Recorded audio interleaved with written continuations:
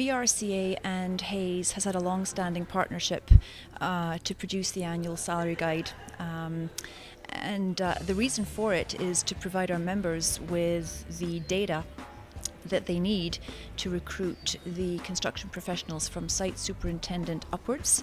The salary gives them the information on an annual basis to see how recruitment is tracking, to see how salaries are tracking, and with that the members can make the best hiring decisions. We heard from our members that 1 in 3 employers expect to lose their employees to other provinces, particularly Alberta, which makes sense given the activity that's going on there. We also heard that our members expect business activity to increase over the next few years. That makes sense given the economic opportunities are coming down the pipe in terms of the natural resources industry, transportation, utilities, not to mention LNG projects. So our members are aware of the opportunities. And I think the third thing is the challenge on how to square that circle in terms of, yes, there's the huge opportunity, yes, we're losing team members to other provinces, and it's also very difficult to find employees to come into the workforce because youth tends to be choosing employment in other ways, and that's where we can help. We can help them to figure out how to retain the people that they have, and how to attract the best people that they need to come in and help bolster the workforce in order to go after some of the projects that are coming down the pipe.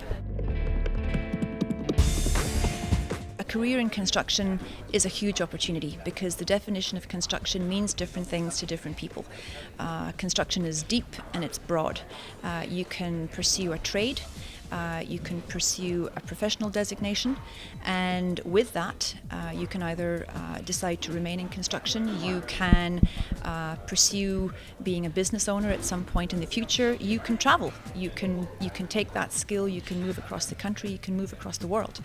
So a career in construction is a huge opportunity, and I think we need to help raise the awareness of that opportunity, because too often our youth of today are choosing university degrees over a construction designation, and the research bears out that for example, salaries are as high, if not higher, in construction compared to their service sector counterparts.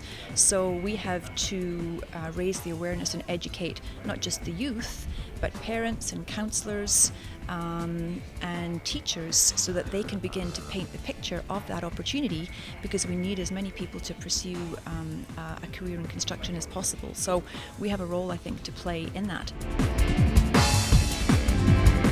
When it comes to choosing which province to work in, we also learn from the guide that salary is important, but it's not the be-all or end-all. We heard that the benefits provided is also a key part of the package.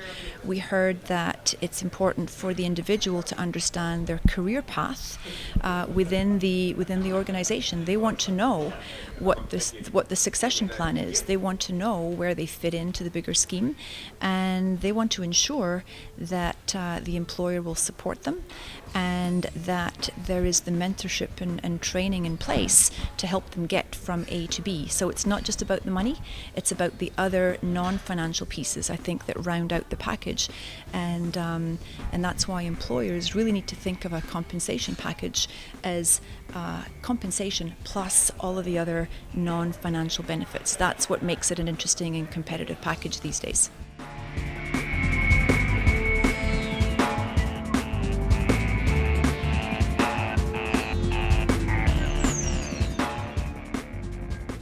The main findings we found was basically it means a lot more than just salary, and I think people have known that for a couple of years now, but it's really just pushing that point across to employers, and really seeing what employers can offer on top of just a good salary. You know, it's a great place to live in Vancouver.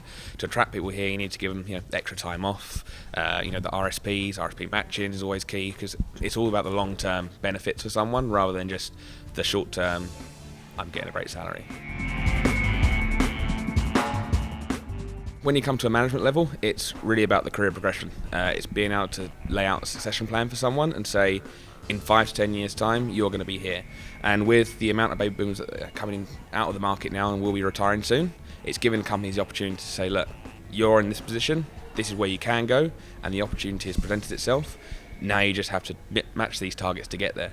And that's what employers want, or employees want, should I say, because it gives them the stability. If they're happy to work for the same company because they're enjoying it there. If they're enjoying it at a business, they'll stay. If the morale's good, they'll stay. But then if you give them the career progression and a clear path of where they can go, then that's the real big difference. I think that's what the management want to see, and I think we're starting to see a lot more now, and people really thinking, what are the next steps to retain my guys, because there's so much competition in the market, and that competition's only going to get higher as the next year goes on, the next couple of years, and these more and more sort of large projects come into play, and the attraction from other provinces.